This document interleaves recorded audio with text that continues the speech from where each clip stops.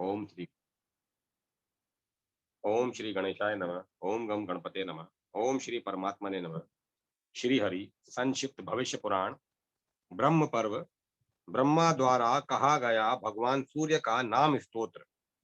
ब्रह्मा जी बोले, याज्ञवल्क्य, भगवान सूर्य जिन नामों के सत्वन से प्रसन्न होते हैं, मैं उनका वर्णन कर रहा हूँ। नित्य, रवि, अर्क, भानु, भास्कर, मतंग, मार्तंड तथा विवस्वान नामों से युक्त भगवान सूर्य को मेरा नमस्कार है। आदि देव, रश्मि माली, दिवाकर, दीप्त, अग्नि तथा मिहिर नामक भगवान आदित्य को मेरा नमस्कार है। हे अदिति के पुत्र भगवान सूर्य, आप प्रभाकर, मित्र, गोपति, किरणों के स्वामी तथा दिक्पति नाम वाले हैं। आपको मेरा नित्य नमस्कार है।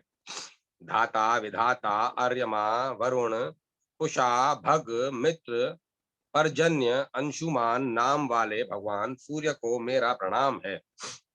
हितकृत संसार का कल्याण करने वाले धर्म तपन हरि, हरिताश्व, हरे रंग के अश्वों वाले विश्वपति भगवान सूर्य को मेरा नित्य नमस्कार है। विष्णु, ब्रह्मा, त्र्यंबक, शिव, आत्मस्वरूप, सप्तशक्ति, हे सप्त लोकेश, आपको मेरा नमस्कार है। आदित्य, अद्वितीय, एक चक्र रथ, जिनके रथ में एक ही चक्र है। ज्योतिषपति, हे स्वर्ण प्राण भृत, सभी सभी प्राणियों का भरण पोषण करने वाले, आपको मेरा नित्य नमस्कार है। समस्त प्राणी जगत का हित करने वाले शिव, कल्याणकारी, हे आरतिहर, दुख विनाशी, पद्म प्रबोध, कमलों को विकसित करने वाले वेदादि मूर्ति भगवान सूर्य को नमस्कार है। प्रजापतियों के स्वामी महर्षि कश्यप के पुत्र, आपको नमस्कार है। भीम पुत्र तथा पावक नाम वाले तारासुत, आपको नमस्कार है, नमस्कार है। दिषण, कृष्ण, अदिति पुत्र तथा लक्ष्य नाम वाले भगवान सूर्य को बार बार नमस्कार है। ब्रह्मा जी ने कहा, याज्ञवल्क्य, जो मनुष्य सायंकाल और प्रातः काल इन नामों का पवित्र होकर पाठ करता है, वह मेरे समान ही मनोवांछित फलों को प्राप्त करता है। इस नाम स्तोत्र से सूर्य की आराधना करने पर उनके अनुग्रह से धर्म, अर्थ, काम, आरोग्य, राज तथा विजय की प्राप्ति होती है। यदि मनुष्य बंधन में हो तो इसके पाठ से बंधन मुक्त हो जाता है। इसके जप करने से सभी पापों से छुटकारा मिल जाता है। यह जो सूर्य स्तोत्र मैंने कहा है, वह अत्यंत रहस्यमय है। जम्बू द्वीप में सूर्य नारायण की आराधना के 3 प्रमुख स्थान। दुर्वासा मुनि का सांब को शाप देना। सुमंतु मुनि बोले, राजन, ब्रह्मा जी से इस प्रकार उपदेश पाकर याज्ञवल्क्य मुनि ने सूर्य भगवान के सूर्य भगवान की आराधना की, जिसके प्रभाव से उन्हें सालोक्य मुक्ति प्राप्त हुई। अतः भगवान सूर्य की उपासना करके आप भी उस देव दुर्लभ मोक्ष को प्राप्त कर सकेंगे। राजा शतानिक ने पूछा, मुने, जम्बू द्वीप में भगवान सूर्य देव का आदि स्थान है। मुने, जम्बू द्वीप में भगवान सूर्य देव का आदि स्थान कहाँ है, जहाँ विधि पूर्वक आराधना करने से शीघ्र ही मनोवांछित फल की प्राप्ति हो सके। सुमंतु मुनि ने कहा, राजन, इस जम्बू द्वीप में भगवान सूर्य नारायण के मुख्य 3 स्थान हैं। इन तीनों स्थानों की विशेष जानकारी के लिए कल्याण के 3 स्थान हैं। प्रथम इंद्रवन है, दूसरा मुंडीर तथा तीसरा तीनों लोकों में प्रसिद्ध कालप्रिय कालपी नामक स्थान है।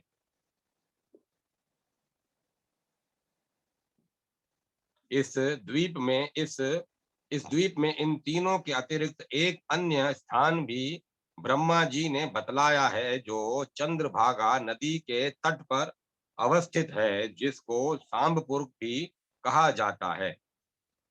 वहां भगवान सूर्य नारायण सांब की भक्ति से प्रसन्न होकर लोक कल्याण के लिए अपने द्वादश रूपों में से मित्र रूप में निवास करते हैं। जो भक्ति पूर्वक उनका पूजन करता है, उसको वे स्वीकार करते हैं। राजा शतानिक ने पुनः पूछा, महामुने, सांब कौन है? किसका पुत्र है? भगवान सूर्य ने उसके ऊपर अपनी कृपा क्यों की? यह भी आप बताने की कृपा करें। सुमंतु मुनि ने कहा, राजन, संसार में द्वादश आदित्य प्रसिद्ध हैं। उनमें से विष्णु नाम के जो आदित्य हैं, वे इस जगत में वासुदेव श्री कृष्ण रूप में अवतरित हुए। उनकी जाम्बती नाम की पत्नी से महाबलशाली सांब नामक पुत्र हुआ। वह शापवश कुष्ठ रोग से ग्रस्त हो गया। उससे मुक्त होने के लिए उसने भगवान सूर्य नारायण की आराधना की और उसी ने अपने नाम से सांबपुर नामक एक नगर बसाया तथा यहीं पर भगवान सूर्य नारायण की प्रथम प्रतिमा प्रतिष्ठापित की। राजा शतानिक ने पूछा, महाराज, सांब के द्वारा ऐसा कौन सा अपराध हुआ था जिससे उसने उसे इतना कठोर शाप मिला? थोड़े से अपराध पर तो शाप नहीं मिलता। सुमंतु मुनि ने कहा, राजन, इस वृतांत का वर्णन हम संक्षेप में कर रहे हैं, आप सावधान होकर सुने। एक समय रुद्र के अवतार भूत दुर्वासा मुनि तीनों लोकों में विचरण करते हुए द्वारकापुरी में आए। परंतु पीले पीले नेत्रों से युक्त कृश शरीर अत्यंत विकृत रूप वाले दुर्वासा को देखकर सांब अपने सुंदर स्वरूप के अहंकार में आकर उनके देखने, चलने आदि चेष्टाओं की नकल करने लगे। उनके मुख के समान अपना ही विकृत मुख बनाकर उन्हीं की भांति चलने लगे। यह देखकर और सांब को रूप तथा यौवन का अत्यंत अभिमान है, यह समझकर दुर्वासा मुनि को अत्यधिक क्रोध हो आया। वे क्रोध से कांपते हुए यह कह उठे, सांब, मुझे कुरूप और अपने को अति रूप संपन्न मानकर तूने मेरा परिहास किया है। जा, तू शीघ्र ही कुष्ठ रोग से ग्रस्त हो जाएगा। ऐसे ही एक बार पुनः परिहास किए जाने के कारण दुर्वासा मुनि को फिर शाप देना पड़ा और उसी शाप के फल स्वरूप सांब से लोहे का एक मूसल उत्पन्न हुआ, जो समस्त यदुवंशियों के विनाश का कारण बना। अतः देवता, गुरु और ब्राह्मण आदि की अवज्ञा बुद्धिमान पुरुष को कभी नहीं करनी चाहिए। इन लोगों के समक्ष सदैव विनम्र ही बना रहना चाहिए और सदा मधुर वाणी ही बोलनी चाहिए। राजन, ब्रह्मा जी ने भगवान शिव के समक्ष जो 2 श्लोक पढ़े थे, क्या उनको आपने सुना नहीं है? जो धर्मात्मा है तथा जिसने सम्मान एवं क्रोध पर विजय प्राप्त कर ली है, विद्या से युक्त और विनम्र है, दूसरों को संताप नहीं देता, वही स्त्री से अपनी स्त्री से संतुष्ट है तथा पराई स्त्री का परित्याग करने वाला है। ऐसे मनुष्य के लिए संसार में किंचन मात्र भी भय नहीं है। पुरुष को चंद्रमा, जल, चंदन और शीतल छाया ऐसा वैसा आनंदित नहीं कर पाते हैं, जैसा आनंद उसे हितकारी मधुर वाणी सुनने से प्राप्त होती है। राजन, इस प्रकार दुर्वासा मुनि के शाप से सांब को कुष्ठ रोग हुआ था। तदंतर उसने भगवान सूर्य नारायण की आराधना करके पुनः अपने सुंदर रूप तथा आरोग्य को प्राप्त किया और अपने नाम का सांबपुर नामक एक नगर बसाकर उसमें भगवान सूर्य को प्रतिष्ठापित किया। सूर्य नारायण की द्वादश मूर्तियों का वर्णन। राजा शतानिक ने कहा, महामुने, सांब के द्वारा चंद्रभागा नदी के तट पर सूर्य नारायण की जो स्थापना की गई है, वह स्थान आदि काल से तो नहीं है, फिर भी आप उसे फिर भी आप उस स्थान के महात्म्य का इतना वर्णन कैसे कर रहे हैं, इसमें मुझे संदेह है। सुमंतु मुनि बोले, भारत, वहां पर सूर्य नारायण का स्थान तो सनातन काल से है। सांब ने उस स्थान की प्रतिष्ठा तो बाद में की है। उसका हम संक्षेप में वर्णन करते हैं, आप प्रेम पूर्वक उसे सुने। उस स्थान पर परब्रह्म स्वरूप जगत स्वामी भगवान सूर्य नारायण ने अपने मित्र रूप में तप किया है। वे ही अव्यक्त परमात्मा भगवान सूर्य सभी देवताओं और प्रजाओं की सृष्टि करके स्वयं 12 रूप धारण कर अदिति के गर्भ से उत्पन्न हुए। इसी से उनका नाम आदित्य पड़ा। इंद्र, धाता, पर्जन्य, पुषा, त्वष्टा, अर्यमा, भग, विवस्वान, अंशु, विष्णु, वरुण तथा मित्र, ये सूर्य भगवान की द्वादश मूर्तियां हैं। इन सब से संपूर्ण जगत व्याप्त है। इनमें से प्रथम इंद्र नामक मूर्ति देवराज में स्थित है, जो सभी दैत्यों और दानवों का संहार करती है। दूसरी धाता नामक मूर्ति प्रजापति में स्थापित होकर सृष्टि की रचना करती है। तीसरी पर्जन्य नामक मूर्ति किरणों में स्थित होकर अमृत वर्षा करती है। पुषा नामक चौथी मूर्ति मंत्रों में अवस्थित होकर प्रजा पोषण का कार्य करती है। पांचवी त्वष्टा नाम की जो मूर्ति है, वह वनस्पतियों और औषधियों में स्थित है। छठी मूर्ति अर्यमा प्रजा की रक्षा करने के लिए पुरों में स्थित है। सातवीं भग नामक मूर्ति पृथ्वी और पर्वतों में विद्यमान है। आठवीं विवस्वान नामक मूर्ति अग्नि में स्थित है और वह प्राणियों के भक्षण किए हुए अन्न को पचाती है। नवीं अंशु नामक मूर्ति चंद्रमा में अवस्थित है, जो जगत को आप्यायित करती है। 10वीं विष्णु नामक मूर्ति दैत्यों का नाश करने के लिए सदैव अवतार धारण करती है। 11वीं वरुण नाम की मूर्ति समस्त जगत की जीवन दायिनी है और समुद्र में उसका निवास है। इसीलिए समुद्र को वरुणालय भी कहा जाता है। 12वीं मित्र नामक मूर्ति जगत का कल्याण करने के लिए चंद्रभागा नदी के तट पर विराजमान है। यहाँ सूर्य नारायण ने मात्र वायु पान करके जप किया है और मित्र रूप से यहाँ पर अवस्थित है। इसीलिए इस स्थान को मित्रवन भी कहते हैं। ये अपनी कृपामयी दृष्टि से संसार पर अनुग्रह करते हुए भक्तों को भांति भांति के वर देकर संतुष्ट करते रहते हैं। यह स्थान पुण्यप्रद है। महाबाहो, यहीं पर अमित तेजस्वी सांब ने सूर्य नारायण की आराधना करके मनोवांछित फल प्राप्त किया है। उनकी प्रसन्नता और आदेश से सांब ने यहाँ भगवान सूर्य को प्रतिष्ठापित किया। जो पुरुष भक्ति पूर्वक सूर्य नारायण को प्रणाम करता है और श्रद्धा भक्ति से उनकी आराधना करता है, वह संपूर्ण पापों से मुक्त होकर सूर्य लोक में निवास करता है। देव ऋषि नारद द्वारा सूर्य के विराट रूप तथा उनके प्रभाव का वर्णन।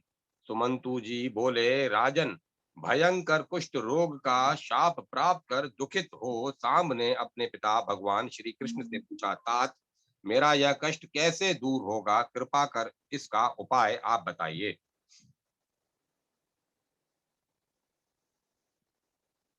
भगवान श्री कृष्ण ने कहा, वत्स, तुम भगवान सूर्य की आराधना करो, इस उससे तुम्हारा यह कुष्ठ रोग दूर हो जाएगा। तुम देव ऋषि नारद द्वारा सूर्य नारायण के आराधना विधान की शिक्षा प्राप्त करो।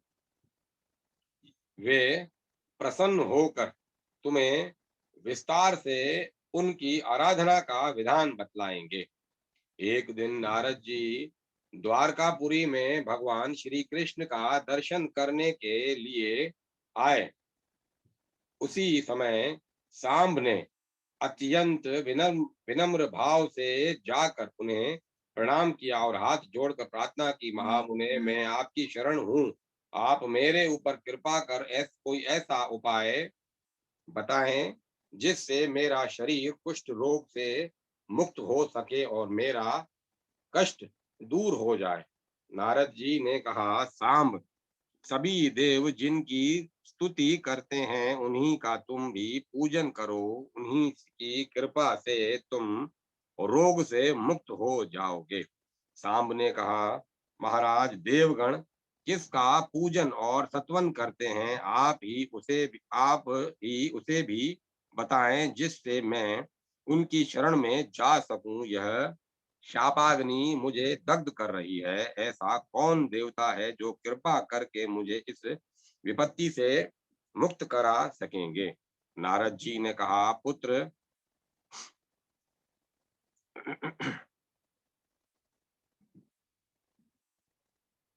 पुत्र समस्त देवताओं के पूज्य नमस्कार करने योग्य और निरंतर स्तुत्य भगवान सूर्य नारायण ही है। तुम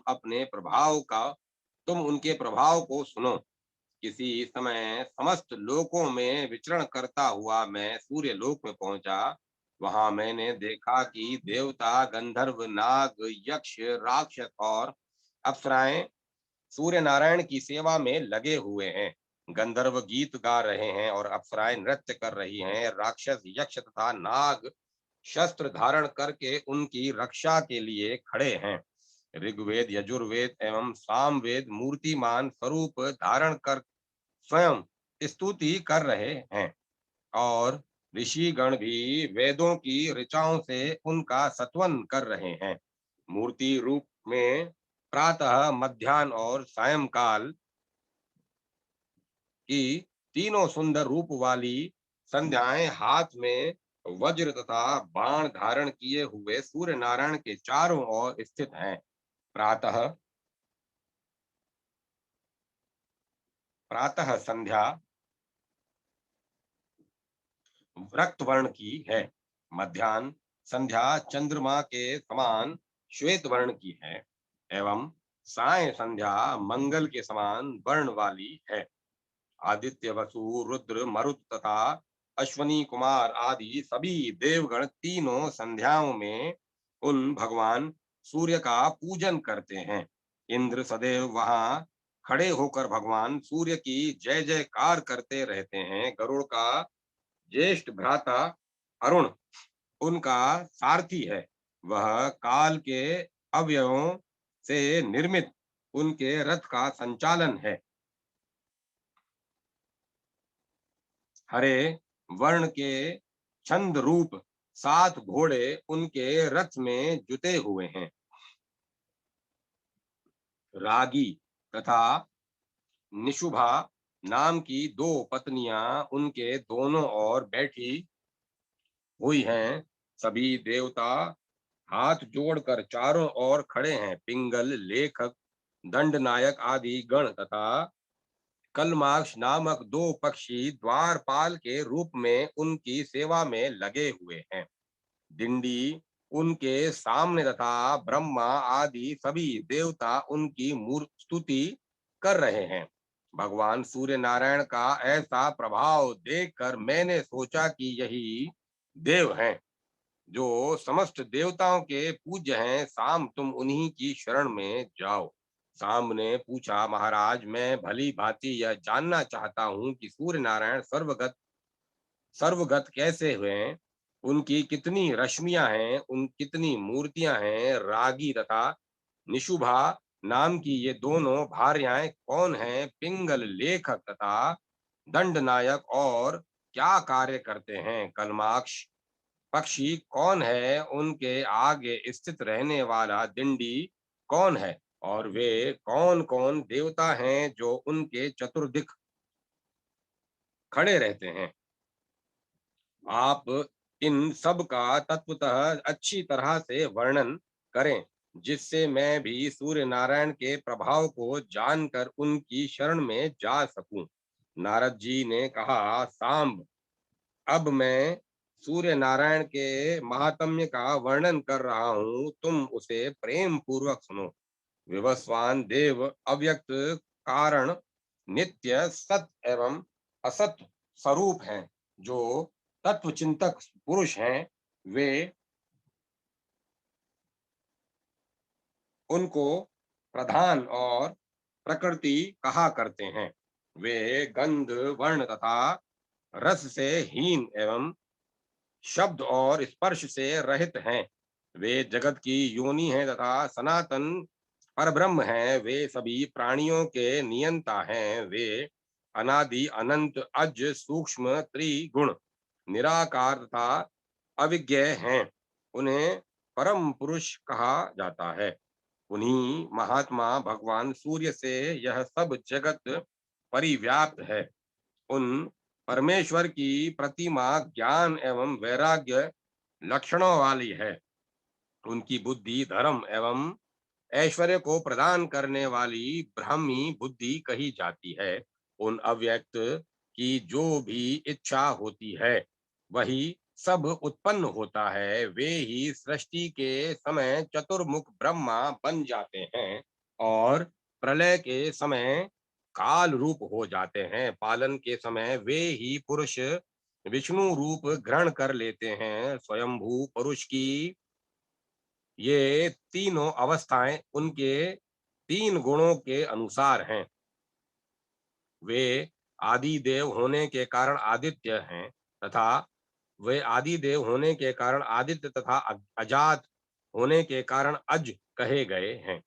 देवताओं में महान होने से वे महादेव कहे गए हैं। समस्त लोकों के ईश होने तथा अधीश होने के कारण वे ईश्वर कहे गए हैं। बृहत होने से ब्रह्मा तथा भवत्व होने से भव कहे जाते हैं। वे समस्त प्रजाओं की रक्षा और पालन करते हैं, इसीलिए प्रजापति कहे गए हैं। पुर में शयन करने से पुरुष उत्पात न होने और पूर्व होने से स्वयंभू नाम से प्रसिद्ध हैं। हिरण्याण्ड में रहने के कारण वे हिरण्यगर्भ कहे जाते हैं। ये दिशाओं के स्वामी, ग्रहों के ईश, देवताओं के भी देवता होने से देव देव तथा दिवाकर भी कहे जाते हैं। तत्वदृष्टा ऋषियों ने अप को नार कहा है। यह अप उनका आश्रय है, इसीलिए आप नारायण कहे गए हैं। यह शीघ्रता वाचक शब्द है। आप ही समुद्र रूप धारण करने पर फिर उसमें शीघ्रता नहीं रहती। आप ही समुद्र रूप धारण करने पर फिर उसमें शीघ्रता नहीं रहती, इसी के कारण उसे नार कहते हैं। प्रलय काल में सभी स्थावर जगम नष्ट हो जाते हैं। जब संपूर्ण जगत समुद्र के समान एकाकार हो जाते हैं, तब वे पुरुष नारायण रूप धारण करके उस समुद्र में शयन करते हैं। वे पुरुष वेदों में सहस्त्रों सिरों, सहस्त्रों भुजाओं, सहस्त्रों नेत्रों तथा सहस्त्रों चरणों वाले कहे गए हैं। वे ही देवताओं में प्रथम देवता तथा जगत की रक्षा करने वाले हैं। नारद जी ने पुनः कहा, सांब सहस्त्र युग के समान अपनी रात्रि बिताकर प्रभात होते ही उन पुरुष ने जब सृष्टि रचने की इच्छा की, तब उन्होंने देखा कि संपूर्ण पृथ्वी जल में डूबी हुई है। तदंतर उन्होंने वराह रूप धारण करके महासागर में के जल में निमग्न पृथ्वी का उद्धार किया। उस समय उनका वेद में शरीर कंपित हो उठा और रोमों में स्थित महर्षि गण उनकी स्तुति करने लगे। पुनः ब्रह्मा का रूप धारण करके वे सृष्टि की रचना करने लगे। उन्होंने सर्वप्रथम अपने ही समान अपने मन से मुझ सहित श्रेष्ठ 10 मानस पुत्रों को उत्पन्न किया, जिनके नाम हैं भृगु, अंगिरा, अत्रि, पुलत्स्य, पुलह, क्रतु, मरीचि, दक्ष और एवं वशिष्ठ इन प्रजापतियों की सृष्टि करने के बाद प्रजाओं की हित कामनाओं से वे ही सूर्य नारायण देवी अदिति के पुत्र रूप में स्वयं प्रादुर्भूत हुए। मरीचि के पुत्र कश्यप हुए। दक्ष की कन्या अदिति का विवाह महर्षि कश्यप के साथ हुआ। उसने भूब्रह्म स्वाहा से संयुक्त एक अंड उत्पन्न किया जिससे द्वादशात्मा भगवान सूर्य प्रकट हुए। इस सूर्य मंडल का व्यास 9,000 योजन है। 27,000 योजन उनकी परिधि है। जिस प्रकार कदम्ब का पुष्प चारों ओर केसरों से व्याप्त रहता है, उसी प्रकार सूर्य मंडल अपनी किरणों से परिव्याप्त रहता है। वह सहस्त्रों सिर वाला पुरुष जिसको परमात्मा कहते हैं, उस तेजोमय मंडल के मध्य स्थित है।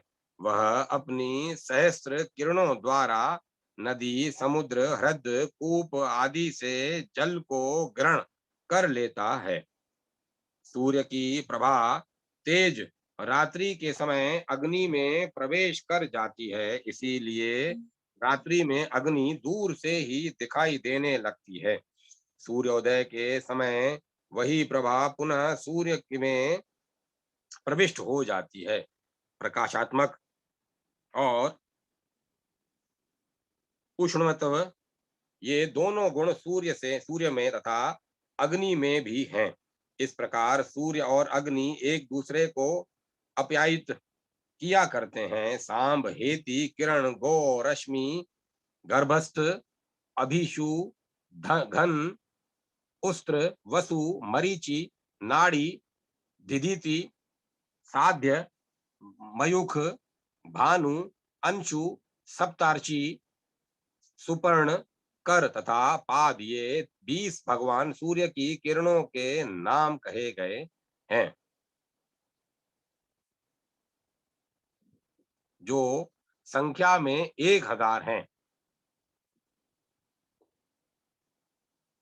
इनमें से 400 किरणें वृष्टि करती हैं,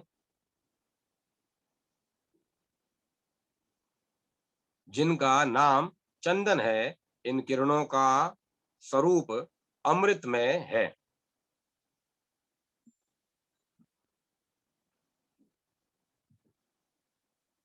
300 किरणें हिम को वहन करती हैं, इनका नाम चंद्र है और वर्णपित है। शेष 300 शुक्ल नाम वाली किरणें धूप की सृष्टि करती हैं। ये सभी किरणें औषधियां, स्वधा एवं तथा अमृत के रूप में मनुष्यों, पितरों तथा देवताओं को सदा संतृप्त करती रहती हैं। ये द्वादशात्मा काल स्वरूप सूर्य देव तीनों लोकों में अपने तेज से तपते रहते हैं। ये ही ब्रह्मा, विष्णु तथा शिव हैं।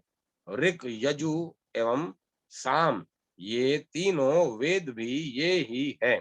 प्रातः काल में ऋग्वेद, मध्यान्ह काल में यजुर्वेद तथा संध्या काल में साम वेद इनकी स्तुति करते हैं।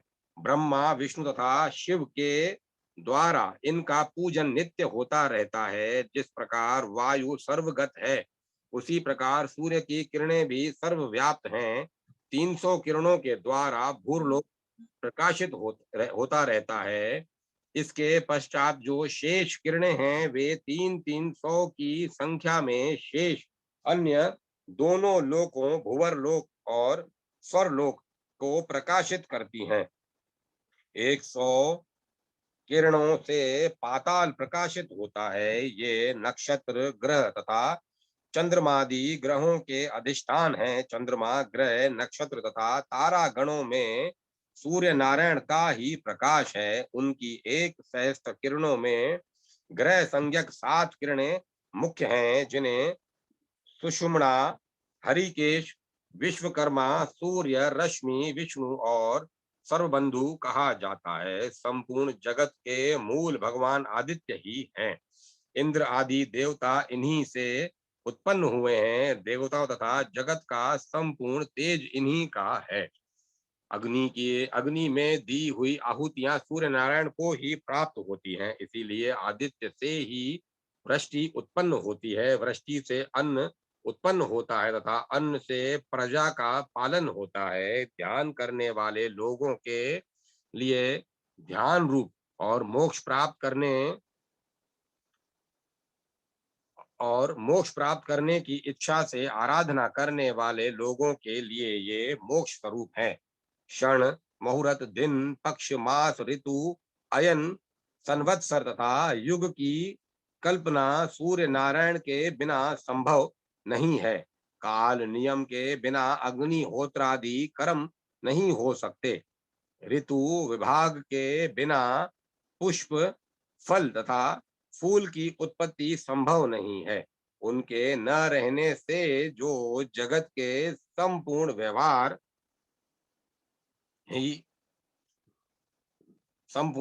ही नष्ट हो जाते हैं।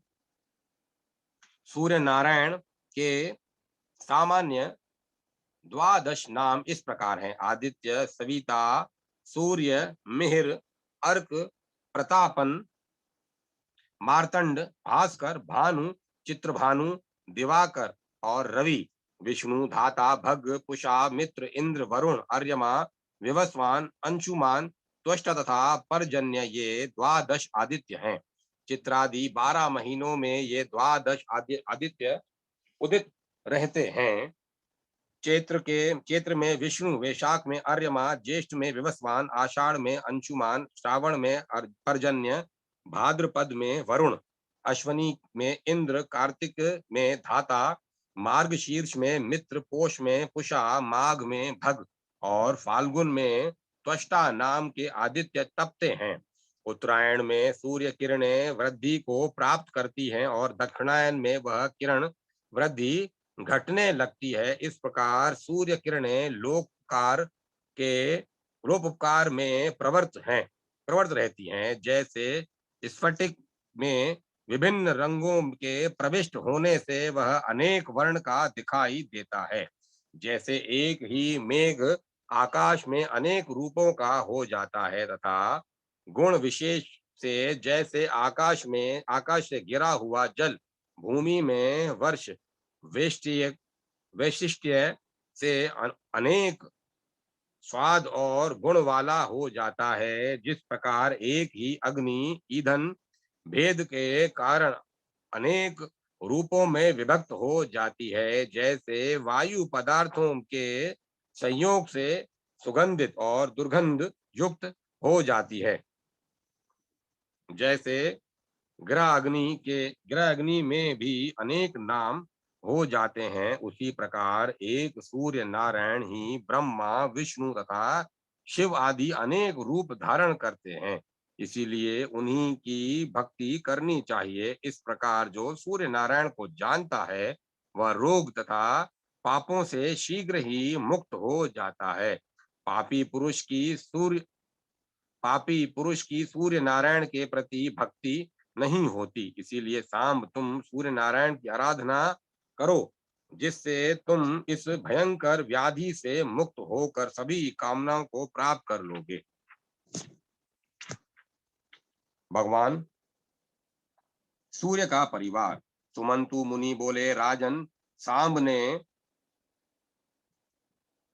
नारद जी से पुनः कहा, महामुने, आप भगवान सूर्य नारायण के अत्यंत आनंद प्रद महात्म्य का वर्णन किया। आपने भगवान सूर्य नारायण के अत्यंत आनंद प्रद महात्म्य का वर्णन किया, जिससे मेरे हृदय में उनके प्रति दृढ़ भक्ति उत्पन्न हो गई।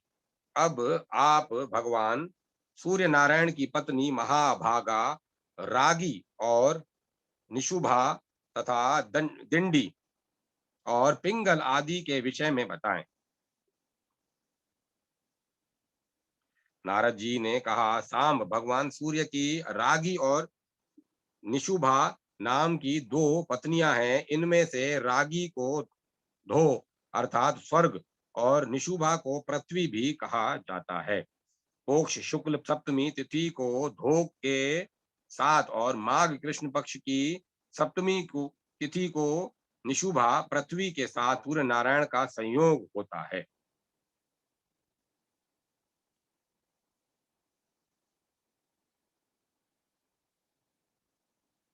ये जिससे रागी धो से जल और निशुभा पृथ्वी से तीनों लोकों के कल्याण के लिए अनेक प्रकार के सस्य संपत्तियां उत्पन्न होती हैं। सस्य अन्न को देखकर अत्यंत प्रसन्नता से ब्राह्मण हवन करते हैं।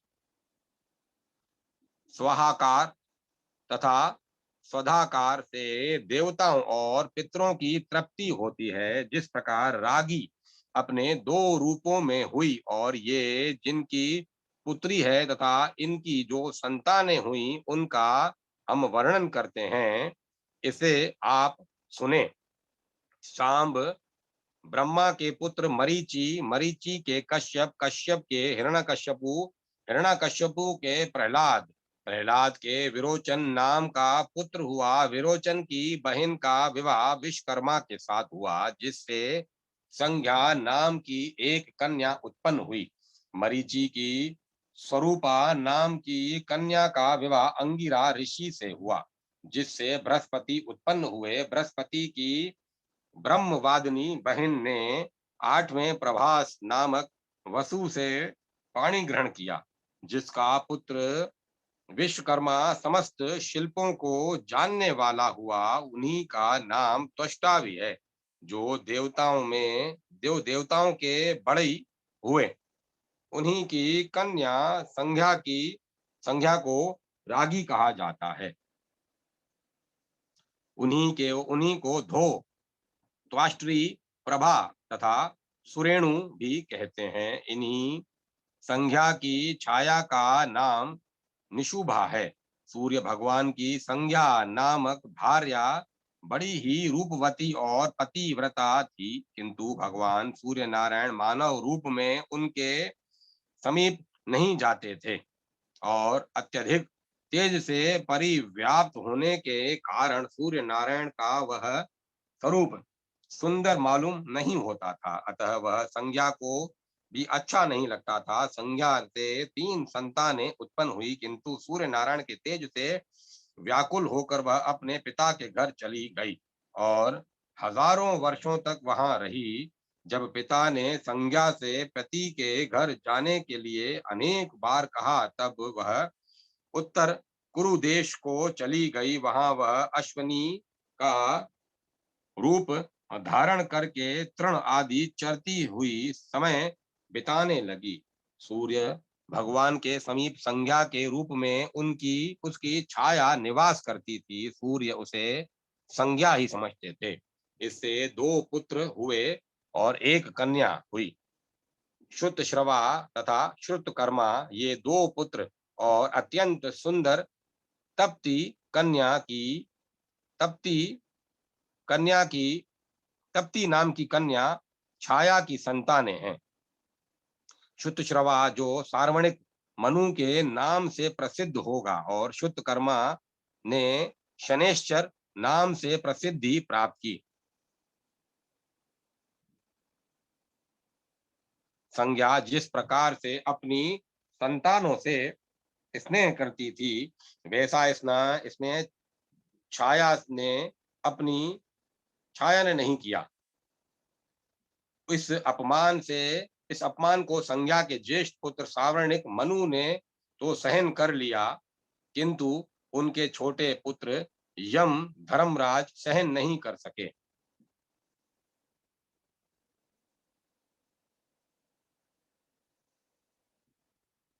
छाया ने जब बहुत ही कलेश देना शुरू किया, तब क्रोध में आकर बालपन तथा भावी प्रबलता के कारण उन्होंने अपनी विमाता छाया की भर्त्सना की और उसे मारने के लिए अपना पैर उठाया। यह देखकर क्रुद्ध विमाता छाया ने उन्हें कठोर शाप दे दिया। दुष्ट, तुम अपनी माँ को पैर से मारने के लिए उद्यत हो रहे हो, इसीलिए तुम्हारा यह पैर टूटकर गिर जाए। छाया के श्राप से विहल होकर यम अपने पिता के पास गए और उन्हें सारा वृतांत कह सुनाया। पुत्र की बातें सुनकर सूर्य नारायण ने कहा, पुत्र, इसमें कुछ विशेष कारण होगा। क्योंकि अत्यंत धर्मात्मा तुम जैसे पुत्र के ऊपर माता को क्रोध आया है। सभी पापों का तो निदान है, किंतु माता का शाप कभी अन्यथा नहीं हो सकता। पर मैं तुम्हारे ऊपर अधिक स्नेह के कारण एक उपाय कहता हूँ। यदि तुम्हारे पैर के मांस को लेकर कृमि भूमि पर चले जाएं तो इससे माता का श्राप भी सत्य होगा और तुम्हारे पैर की रक्षा भी हो जाएगी। सुमंतु मुनि ने कहा, राजन, इस प्रकार पुत्र को आश्वासन देकर सूर्य नारायण छाया के समीप जाकर बोले, छाये, तुम इनसे स्नेह क्यों नहीं करती हो? माता के लिए तो सभी संतानें समान ही होनी चाहिए। यह सुनकर छाया ने कोई उत्तर नहीं दिया, जिससे सूर्य नारायण को क्रोध आ गया और वे शाप देने के लिए उद्यत हो गए।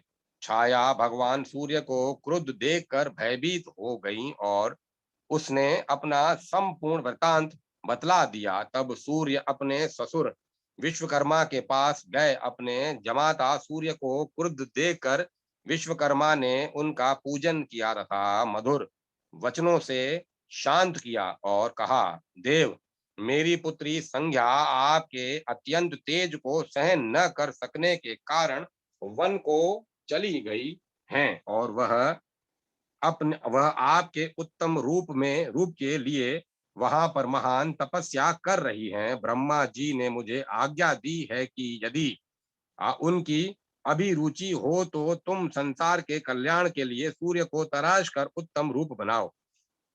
विश्वकर्मा का यह वचन सूर्य नारायण ने स्वीकार कर लिया और तब विश्वकर्मा ने शाक द्वीप में सूर्य नारायण को भ्रमी खराद कर खराद पर चढ़ाकर उनके प्रचंड तेज को खराद डाला, जिससे उनका रूप बहुत कुछ सौम्य बन गया। सूर्य नारायण ने भी अपने योग बल से इस बात की जानकारी की कि संपूर्ण प्राणियों से अदृश्य हमारी पत्नी संज्ञा अश्वनी के रूप को धारण करके उत्तर कुरु में निवास कर रही हैं। अतः सूर्य भी स्वयं अश्व का रूप धारण करके उसके पास जाकर मिले। फलतः कालांतर में अश्वनी से देवताओं के वेद जुड़वा अश्वनी कुमारों का जन्म हुआ। उनके नाम से हैं नासत्य और दस्त्र। तथा इसके पश्चात सूर्य नारायण ने अपना वास्तविक रूप धारण किया। उस रूप को देखकर संज्ञा अत्यंत प्रीति से प्रसन्न हुई और वह उनके समीप गई। तत्पश्चात संज्ञा ने रेवंत रेवंत नाम का पुत्र उत्पन्न किया, जो भगवान सूर्य नारायण के समान ही सुंदर सौंदर्य संपन्न था। इस प्रकार सार्वणिक, मनु, यम, यमुना, शनि, तप्ती, दो अश्वनी कुमार विवस्वत, मनु और रेवंत, ये सब सूर्य नारायण की संतानें हुई। यम की भगनी यमी यमुना नदी बनकर प्रभावित हुई। सार्वणी 8वें मनु होंगे। सार्वणी मनु मेरु पर्वत के पृष्ठ प्रदेश पर तपस्या कर रहे हैं। सार्वणिक के भ्राता शनि एक ग्रह बन गए और उनकी भगनी तप्ती नदी बन गई, जो विंध्यगिरी से निकलकर पश्चिम समुद्र में जाकर मिली है। इस नदी में स्नान करने से बहुत ही पुण्य प्राप्त होता है। सौम्या नदी से तप्ती का संगम और गंगा नदी से विवस्वती यमुना का संगम होता है। दोनों अश्वनी कुमार देवताओं के वेद हैं, जिनकी विद्या से ही वेदगण भूमि पर अपना जीवन निर्वाह करते हैं। सूर्य नारायण ने अपने समान रूप वाले रेवंत नामक पुत्र को अश्वों का स्वामी बनाया। जो मानव अपने गंतव्य मार्ग के लिए रेवंत की पूजा करके प्रस्थान करता है, उसे मार्ग में कलेश नहीं होता। विश्वकर्मा के द्वारा सूर्य नारायण को खराद पर चढ़ाकर जो तेज ग्रहण किया गया, उससे उन्होंने भगवान सूर्य की पूजा करने के लिए भोजकों को उत्पन्न किया। जो अमित तेजस्वी सूर्य नारायण के संतानोत्पत्ति की इस कथा को सुनता अथवा पढ़ता है, वह सभी पापों से मुक्त होकर सूर्य लोक में दीर्घ काल तक रहने के पश्चात पृथ्वी पर चक्रवर्ती राजा होता है। सूर्य भगवान को नमस्कार एवं प्रदक्षिणा करने का फल और विजया सप्तमी व्रत की विधि।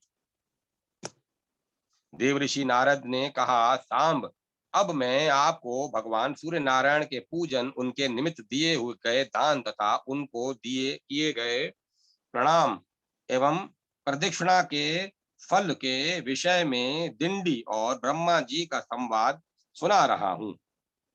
आप ध्यान से सुने।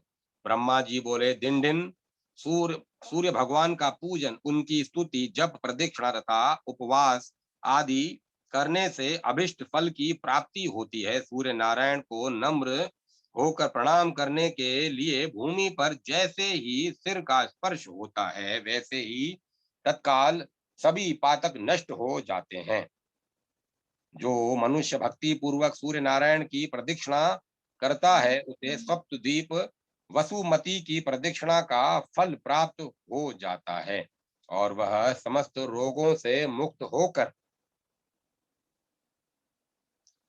अनंत सब रोगों से मुक्त होकर अंत समय में सूर्य लोक को प्राप्त करता है। किंतु प्रदक्षिणा में पवित्रता का ध्यान रखना आवश्यक है। अतएव जूता या खड़ाऊ आदि पहनकर प्रदक्षिणा नहीं करनी चाहिए। जो मनुष्य जूता या खड़ाऊ पहनकर सूर्य मंदिर में प्रवेश करता है, वह असी पत्र वन नामक घोर नरक में जाता है। जो प्राणी षष्ठी या सप्तमी के दिन एकाहार अथवा उपवास रखकर भक्ति पूर्वक सूर्य नारायण का पूजन करता है, वह सूर्य लोक में निवास करता है।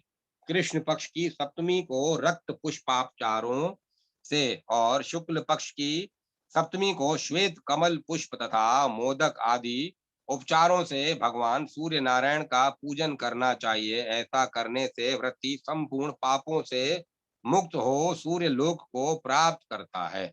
दिन दिन जया, विजया, जयंती, अपराजिता, महाजया, नंदा तथा भद्रा नाम की ये 7 प्रकार की सप्तमियां कही गई हैं। यदि शुक्ल पक्ष की सप्तमी को रविवार हो तो उसे विजया सप्तमी कहते हैं। उस दिन किया गया स्नान, दान, होम, उपवास, पूजन आदि सत्कर्म महापातकों का विनाश करता है। इस विजया सप्तमी व्रत में पंचमी तिथि को दिन में एक भुक्त रहे, षष्ठी तिथि को नत व्रत करे और सप्तमी को पूर्ण उपवास करे। तदंतर अष्टमी के दिन व्रत की पारणा करे। इस तिथि के दिन किया गया दान, हवन, देवता तथा पितरों का पूजन अक्षय होता है। अब मैं कथा को विराम देता हूँ।